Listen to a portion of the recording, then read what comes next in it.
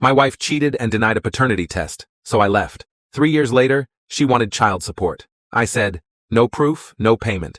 Hello Reddit I plus here. 3 years ago, my world ended with 4 words. It's not your baby. But let me take you back. My name's Marcus, and at the time, I was 30. Married to Danielle for 5 years. We'd met in college. She was fiery, opinionated, brilliant. She challenged me, made me feel alive. We were that couple everyone thought had it all. The inside jokes, the shared playlists, the plans for our future kids. So when she said she was pregnant, I thought it was the next chapter in our perfect story. We had been trying, on and off. I was thrilled. She was reserved, said she was nervous. I thought nothing of it. I chalked it up to hormones. Then things started to change. She got cagey with her phone. Passwords changed. She said she was tired, that I was smothering her. The intimacy we once had, the way she'd brush her hand against mine during a movie or curl into me at night, vanished. She started working late more often. I blamed myself. Maybe I wasn't doing enough. I even asked if she was okay. She snapped, said I was being paranoid. The doubt started creeping in after a friend of mine, Matt, mentioned seeing her at a bar late one night with a guy who wasn't me. She'd told me she was at her sister's. When I confronted her, she flipped it on me. You're accusing me of cheating while I'm carrying our child? She cried, screamed, slammed the door. I felt like a monster. I apologized, profusely, and for a while things were calm, until the baby was born. She gave birth to a beautiful baby girl, but she didn't want me in the delivery room. Said she needed space, that she felt suffocated. I was hurt, but didn't argue. I just wanted to be there for her.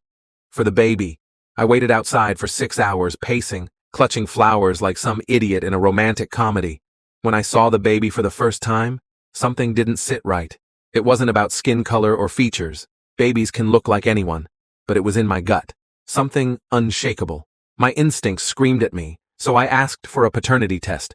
She exploded, said I was insulting her, violating her trust, called me controlling, manipulative, abusive even. That I had no right to question her or the baby. I said, if you have nothing to hide, what's the harm? She refused, flat out refused. I left, not immediately. I spent 2 weeks trying to reason with her. I begged, I cried, I told her I'd raise the child no matter what. I just needed the truth. But she dug in deeper, blocked my number, told her family I was unstable. I got served with a restraining order. Just like that, the life I built disintegrated. 3 years passed. I moved away, found a job in another city. I didn't date, couldn't. I didn't trust anyone. But I worked hard, built some peace in the quiet. I stopped checking her socials, stopped hoping she'd come clean. Then one day, a letter showed up in my mailbox. Family court. Danielle was suing for child support. I laughed, not out of joy, out of disbelief. 3 years. 3 years of silence, of shame, of therapy, and trying to rebuild. And now, she wanted money.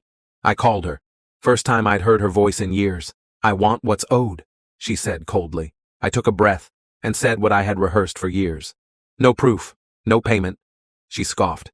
You're unbelievable. No, I just want what any man would want, the truth. The court date came fast. She showed up with a lawyer and a smug look, like she'd already won, claimed I'd abandoned her and our child, painted a picture of a deadbeat dad running away from responsibility.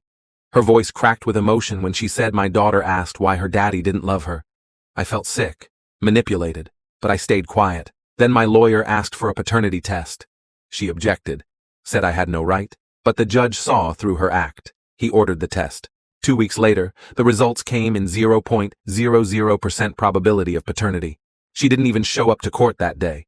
Just her lawyer, red-faced, offering to settle. I declined. I wanted it on record. I was not the father. I never had been. I should have felt vindicated, but I didn't.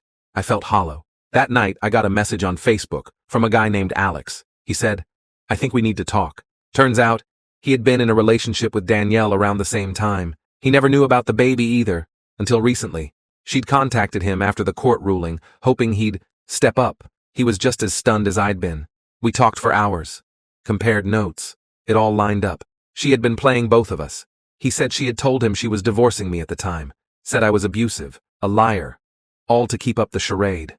I was just the more stable paycheck, the safe bet. The betrayal hit me all over again, not just for what she did, but for how long and how thoroughly she'd manipulated everything and everyone around her. A month later, I mailed Alex copies of the paternity paperwork. I don't know what he decided to do.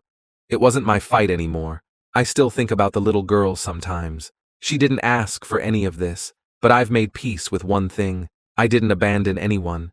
I fought for the truth. I asked for honesty. And when I was denied that, I walked away. So no, I don't pay child support, because I don't owe for a lie. After the court ruling, after Danielle vanished from the courtroom and her lawyer packed up like a man fleeing a sinking ship, I tried to close the door on that chapter. But trauma doesn't end with a gavel drop. It lingers, in quiet moments, in dreams, in the half-second pause when someone asks, "Do you have kids?" I don't answer right away. I moved apartments again.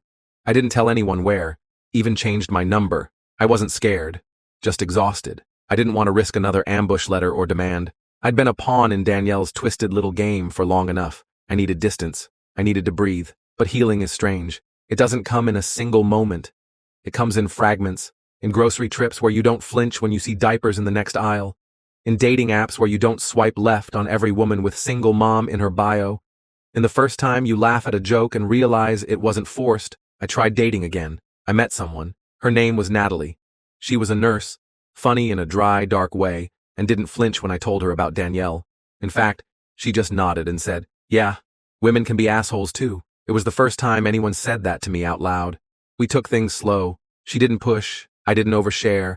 It felt safe. One night, about 6 months into seeing each other, we went to a coffee shop near her place. We were laughing. God, I missed that. A little girl, about 3 or 4, dropped a juice box near our table. I bent down to pick it up, handed it to her with a smile. She said, "Thank you, mister," and skipped off. Natalie smiled. "You'd make a great dad, you know." The words hit me harder than I expected. I looked at her, then looked away. My hands clenched under the table. She noticed. "Hey," she said gently. "I didn't mean to." "No, it's okay," I interrupted. It's complicated." I told her the rest. Not just the legal stuff, but the emotional wreckage. The guilt of walking away from a child I thought was mine. The constant second-guessing. Wondering if I could have done more, stayed longer, fought harder. She held my hand across the table and said, "You didn't walk away from a child. You walked away from a lie." I wanted to believe that, but part of me still carried the weight, even if it wasn't mine to carry. A year later, things were good. For once, stable. I had a dog now. Natalie had moved in. I got a promotion at work. Life was inching forward again, like thawed ground after a brutal winter. Then came the knock. A Saturday morning. Unassuming. I expected it to be a neighbor, maybe a package delivery. It was a woman, late 60s, neatly dressed, graying hair, pulled back in a bun, a small gold cross around her neck. "Marcus Jennings?" she asked. "Yes, I'm Lydia. I'm Danielle's mother." My stomach turned. I hadn't seen her since before the baby. She used to love me, called me the son she never had. But when I asked for the paternity test, she cut contact. Never even replied to the letter I sent explaining everything. I opened the door slightly. "What do you want?" Her eyes welled up. "Can I come in? Please. I just need a moment." I hesitated, then stepped aside. She sat at the kitchen table, hands trembling around a cup of untouched tea. "She's dead," she said finally. I blinked. "What?" "Danielle. 2 weeks ago. Car accident. She'd been drinking. Hit a guardrail. They said it was instant." I didn't know how to feel. Relief? Anger? Pity? "I'm sorry," I said, because it was the only thing I could think to say. She nodded. "I wasn't sure if I should come, but I thought you should know. About her. And about—" She hesitated. "Lila." I felt the name hit me like a slap. I hadn't heard it spoken aloud in years. "She's 5 now," Lydia said softly. "I'm raising her. Danielle named me her legal guardian." I said nothing, just stared. She thought, if anything happened to her, I'd know what to do. But the truth is I don't. I'm too old for this. She's a sweet girl. So smart. But she's starting to ask questions. About her father. I leaned back. "I'm not her father," she nodded, wiping a tear. I know that now." There was a long silence. "She left something," Lydia continued. "A letter. It was addressed to you." She pulled a worn envelope from her purse. My name in Danielle's handwriting. My chest tightened. I took it, stared at it for a long time before opening it. "The letter, Marcus. If you're reading this, I'm gone. And I'm sorry. I lied to you. Over and over. I don't know how to explain why I did it. Fear, selfishness, shame. Pick your poison. But the truth is, when I got pregnant, I didn't know who the father was.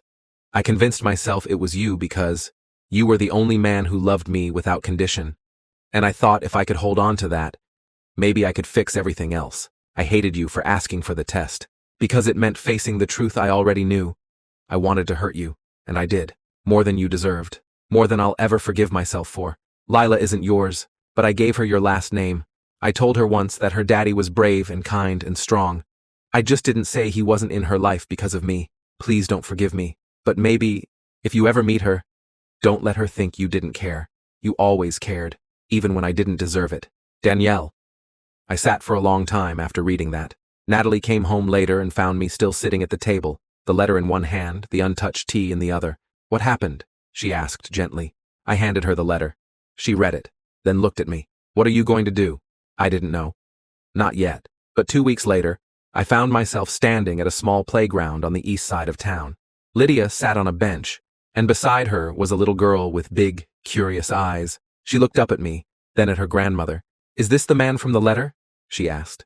Lydia nodded. The girl looked at me again. Hi, she said shyly. I'm Lila. I smiled.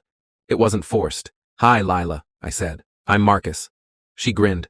That's a nice name. And just like that, I sat down beside her. I didn't owe child support. I didn't owe Danielle anything. But maybe, just maybe, I could offer something to the little girl caught in the crossfire of all our mistakes. Not as a father, but as the man who once thought he was, and still chose to show up.